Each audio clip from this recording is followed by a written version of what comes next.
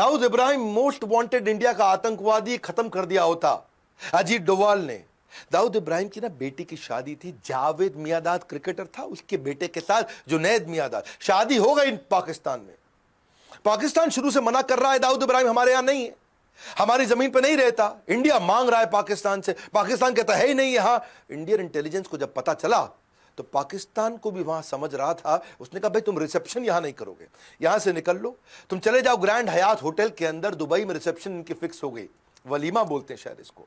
और वो जब इनको पता चला अजीत डोवाल को, बोले सीधा मौका है, पहली बार इंडिया को पता है दाऊद इब्राहिम कितने बजे कहां कैसे किस गली में मिलेगा, ठा गेम ओवर करेंगे।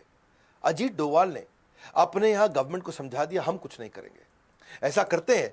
इसमें छोटा राजन के शार्प शूटर उठाते हैं, नेपाल से इनकी पुरानी दुश्मनी है और दुश्मन को दुश्मन से बढ़वाते हैं, हमारा काम अपने आप हो जाएगा। छोटा राजन के 2 शार्प शूटर ये काठमांडू के रास्ते दिल्ली ले आए और दिल्ली लाके एक 5 स्टार होटल में उनको ट्रेन कर रहे थे। हाँ, क्योंकि इनका जो झगड़ा है पुराना झगड़ा था, ये 90s का झगड़ा था, हिंदू डॉन मुस्लिम डॉन, और उस झगड़े को ये भुनाना चाहते थे। और अब इतनी बढ़िया ट्रेनिंग चल रही थी, लेकिन ऐसा मीडिया में सुनने में आता है कि आज भी मुंबई पुलिस में कुछ लोग हैं जिनको दाऊद से शायद तनख्वाह मिलती हो। और वही खबर फैल गई, कमिश्नर ऑफ मुंबई पुलिस तुरंत दिल्ली पहुंच गया और जाकर के उन्होंने रोक दिया उनको, बोला अजीत डोवाल आप नहीं कुछ कर सकते इसमें, मेरे को ये दोनों आतंकवादी चाहिए, मैं इनको ढूंढ रहा था, ये नेपाल से दिल्ली आ गए, अब मैं इनको ले जा रहा हूं। अजीत डोवाल ने समझाया अरे हम बड़े मिशन पे लगे हैं भाई, ये दाऊद को रुक जाओ नहीं। अजीत डोवाल उस समय रिटायर हो चुके थे और कमिश्नर उस समय स्टैंडिंग कमिश्नर थे, और वो उस दोनों को लेकर के वो नेपाली आतंकवादियों को, या समझो छोटा राजन के दोनों शार्प शूटर्स को लेके, अगर वो मुंबई पुलिस इस समय हस्तक्षेप नहीं करती तो दाऊद आज इस दुनिया में नहीं होता। अजीत डोवाल इंटेलिजेंट ऐसे हैं, साहस ऐसा है कि बड़ों बड़ों को चकनाचूर कर दे। ISIS ने इराक को ऑक्यूपाई किया था, अगली कहानी सुनो। और उस समय आपको याद होगा कि तिरकित के अस्पताल में वहां हमारी कई नर्सेस थी और वो 46 इंडियन नर्सेस थी जिनको वहां कैप्चर कर लिया। ISIS उनको छोड़ना नहीं चाहता था, वो उनके कब्जे में आ चुका था। अजीत डोवाल चुपचाप, जिस दिन ये पता चला 2 दिन के अंदर इराक पहुंच गए, और इराक के अंदर किसी को नहीं मालूम, इंडिया में नहीं मालूम किसी को अजीत डोवाल इराक में, इराक में नहीं मालूम अजीत डोवाल इराक में है। 48 घंटे लगे अजीत डोवाल को ISIS को समझाने में कि मेरे को सारी 46 नर्सेस चाहिए तुरंत।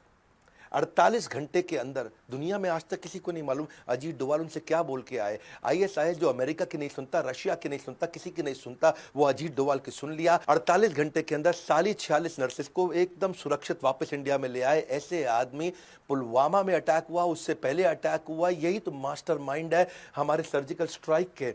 इंडिया, ये तो आपको पता ना, चीप तरीके से पाकिस्तान अटैक करता है, वॉर तो करता नहीं सामने आकर के, आतंकवाद करता, आतंकवाद सस्ता पड़ता है उनको। 18 सोल्जर हमारे शहीद हुए थे, कहां पे, ये उरी में। और उरी में जब ऐसा हुआ पूरे देश को गुस्सा था, इन्होंने तुरंत NSA की टीम बुला करके और मिलिट्री की हाई लेवल मीटिंग बुला करके, फना होने की इजाज़त ली नहीं जाती है, वतन से मोहब्बत पूछ के की नहीं जाती है। उन्होंने ब्लूप्रिंट तैयार किया, पूरी तैयारी कर ली, एक एक्सीलेंट अंडरस्टैंडिंग PM के साथ इनकी पहले से है, PM से इन्होंने अप्रूवल ले लिया, आइडियोलॉजी दोनों की मिलती जुलती है, आगे बढ़े और जाकर के तुरंत 11वें दिन के अंदर वहां जाके अटैक करके आए। 11वें दिन में LOC में घुसे, 3 किलोमीटर अंदर गए, लॉन्च पैड खत्म किए, 2 पाकिस्तानी सोल्जर्स को भी मारा, इनके 38 टेररिस्ट भी खत्म किए, इंडिया की एक भी कैजुअलिटी नहीं थी। ऐसे ये स्ट्राइक भी किया 2019 में, अभी रिसेंटली इन्होंने पुलवामा में अटैक किया। पिछली बार ये 11वें दिन पहुंचे, इस बार 12वें दिन पहुंचे, इंडियन एयरफोर्स लेकर के LOC को डिस्ट्रॉय करके उनके मिलिट्री कैंप के अंदर घुस के, और वहां जाकर के इंडियन, अच्छा जब ये लोग वापस आने लगे तो पाकिस्तान ने कुछ फॉलो करना शुरू किया। जब फॉलो किया तो उनको खदेड़ने के लिए वापस अभिनंदन गए, अभिनंदन वहीं रह गए, और जब अभिनंदन वहीं रह गए, ये इंडिया में बहुत खबर हो गई थी, दुनिया में खबर हो गई।